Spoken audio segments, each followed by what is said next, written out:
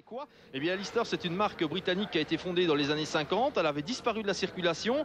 Dans les années 80, Lawrence Pierce, l'actuel team manager, qui est ingénieur, a décidé de refaire une Lister, une nouvelle voiture, la Storm, qui existe donc depuis plus de 15 ans maintenant. Cette Storm est engagée en compétition dans ce championnat FIA GT. Ce sont des voitures redoutables. C'est un moteur Jaguar de 7 litres de cylindrée, plus de 600 chevaux. Chez Lister, en direct, je vous l'ai dit, vous serez au cœur de la course et ce sera comme ça pendant tout le week-end dans le stand chez Lister avec David Sterckx, je pense, Laurent Moretto. Tout à fait, nous sommes en compagnie de David. Alors la procédure de départ approche, tu es nerveux à la place de tes camarades dans les voitures? Bah oui, non, mais nous on va essayer de partir calmement par rapport aux autres parce qu'on veut vraiment faire une course de 24 heures. Tandis que l'autre voiture va un peu plus jouer sur la tactique des 6 heures. Donc je pense que nous au début on va être prudent et on va attendre que les heures passent. Alors ces voitures sont relativement monstrueuses, on vient d'en parler un petit peu à l'antenne. Qu'est-ce que ça fait de courir sur Francorchamps avec un engin pareil?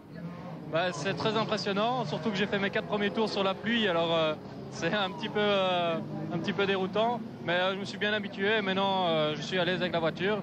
Bon, c'est sûr que quand il pleut, pour maîtriser les 650 chevaux, je crois, c'est impressionnant. À l'antenne aussi rapidement, aussi facilement. Donc là, normalement, je vous rappelle les rendez-vous, mais avant cela, eh bien, nous faisons une dernière fois le point sur les problèmes. David Hallyday et son équipage, sans doute hors compétition. Probablement un ennui mécanique sur cette voiture. Le pilote a enlevé son casque et la voiture ne repartira probablement pas. Et en ce qui concerne la Lister numéro 14, crevaison à l'arrière gauche qui lui a coûté pas mal de temps. Allez, nous on a l'air très tendu du côté de l'équipage italien. Oui, mais à partir du moment où la pression d'huile monte et qu'il y a un problème avec le moteur, ce moteur est probablement en train de casser. Donc, à moins de mettre la main sur le problème directement, c'est quelque chose qui va peut-être être récurrent. Donc, on est assez pessimiste dans le plan de la BMS Scuderia Italia. Et à partir du moment où je l'ai dit, une voiture s'arrête 2 ou 3 fois sur la piste, c'est qu'il y a un problème sérieux. Et surtout qu'on entendait Liliane Briner nous dire que c'est sérieux. Oui, généralement, quand on commence à chipoter à l'électronique, au boîtier électronique et tout ça, eh bien, c'est qu'on ne sait pas trop où chercher en fait. Et c'est pas sûr qu'en cherchant dans l'électronique, on va trouver directement. Alors, une Lister qui avance plutôt pas mal pour une voiture que tu nous avais annoncée de réserve. Bah oui, c'est ça. En fait, on est parti prudemment. On a pris un bon rythme et on n'a pas eu de problème. Donc, on essaye d'éviter de monter sur les vibreurs. Tous les autres coupent sur les vibreurs. Donc, c'est sûr qu'ils ont des problèmes. Mais bon, nous, on reste bien en dehors des vibreurs. C'est le plus important. Donc, aucun souci majeur pour l'instant. La nuit, là, commence. Ça va être très long. Comment tu abordes ta partie de pilotage dans la nuit ici sur Francorchamps? Bah, ici, maintenant, dans 1 heure, je vais partir pour un double relais de nuit. Donc, ça va pas être facile, mais je pense que ça va aller. J'ai l'habitude avec le rallye de rouler la nuit, donc il n'y a pas de problème. Et au niveau de la météo, on ne sait pas encore trop ce qu'ils annoncent. Vous êtes renseigné, vous savez s'il va pleuvoir? Bah non, je me suis pas renseigné. S'il pleut, il pleut. On verra. Okay, merci beaucoup, David. Voilà, David Sterckx qui visiblement n'a pas l'air trop stressé.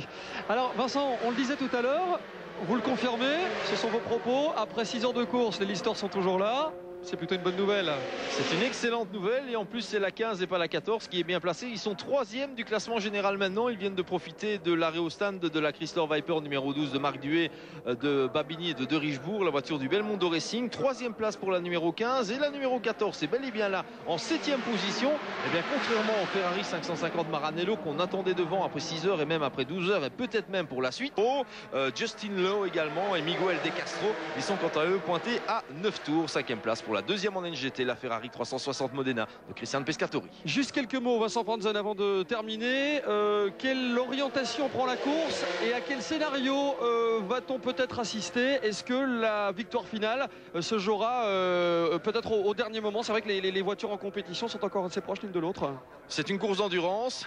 24 heures, on abaissera le drapeau après 24 heures seulement, donc ça veut dire qu'on ne peut tirer aucune conclusion, mais il est évident qu'avec 6 tours d'avance, eh bien la numéro 1 semble bien partie pour rééditer sa victoire. Mais vous savez, un arrêt au stand prolongé, on a la Lister numéro 15 pour l'instant avec David Sterckx qui vient de s'en extraire, un arrêt au stand prolongé, des minutes qui s'égrènent, des tours qui tombent, et finalement tout peut être remis en question. Ceci dit, ça deviendrait très comique parce qu'on risquerait à ce moment-là. Pit Lane, vous êtes en compagnie de David Sterckx. Oui, l'un des pilotes d'une voiture qu'on n'attendait pas, forcément, on en avait beaucoup parlé avant la course. David, on t'a vu très très serein hier soir avant tes relais de nuit, etc. Là, il y a une remontée qui se fait assez fabuleuse. Tout roule? Ouais, tout roule pour l'instant. Maintenant, Bobby a levé le pied parce qu'on a suffisamment d'avance. Et la première voiture, de toute façon, est trop loin. Donc maintenant, on tourne les dernières minutes pour être à l'arrivée. Donc assurer le résultat et C'était bien au-delà des objectifs que vous étiez fixés dans le team? Oui et non, parce que bon, il y avait toujours une espérance de faire un bon résultat et on était parti dans le but d'être à l'arrivée en étant régulier et bon voilà, ça a payé. On n'est pas parti comme des fous et au fur et à mesure des heures, on montait dans le classement. Voilà.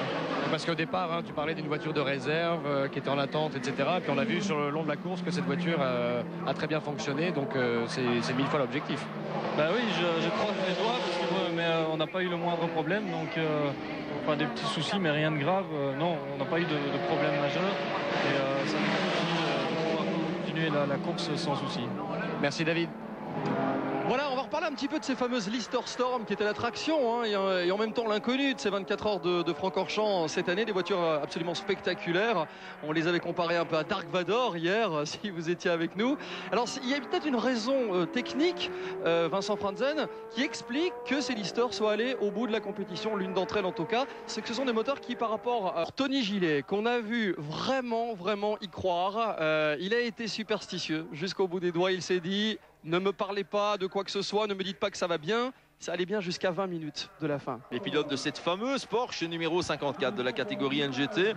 Un des hommes les plus heureux doit être celui-là avec la casquette noire qui fait signe le premier, David Sterckx. Le pilote de la Lister Storm numéro 15 ne pensait certainement pas en signant avec Lister pour ces 24 heures qu'il allait terminer sur le podium parce qu'il n'avait jamais piloté un bolide de ce genre et tout a parfaitement tourné pour lui. Ses équipiers sont Bobby Verdonro, Justin Lowe, ils sont britanniques comme leur nom l'indique ces deux-là, et Miguel De Castro, il est espagnol. Et si le spectacle est avant tout familial, pour tout le team, il faut remettre les bolides en configuration 3 heures. Ouais, surtout qu'à Donington, vu la météo, ça risque d'être Jojo. Ça risque d'être Jojo, plus Jojo qu'ici en tout cas au niveau de la pluie, c'est clair. Voilà le podium, allez, les hymnes nationaux.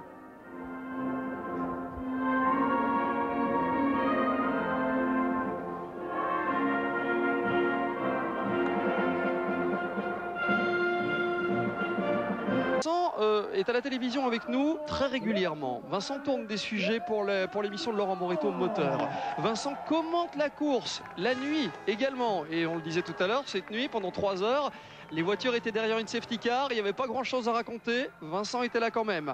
Vincent est au four et au moulin, Vincent est au téléphone. Il n'y a que la bouffe que vous ne faites pas hein, finalement. Alors on a voulu savoir. On a voulu savoir quel était votre secret. Le nom du vainqueur, c'était quand même indécis. C'était pas vendu d'avance, effectivement. Et ça n'en est que plus beau à l'arrivée. Des images, celles de la Lister.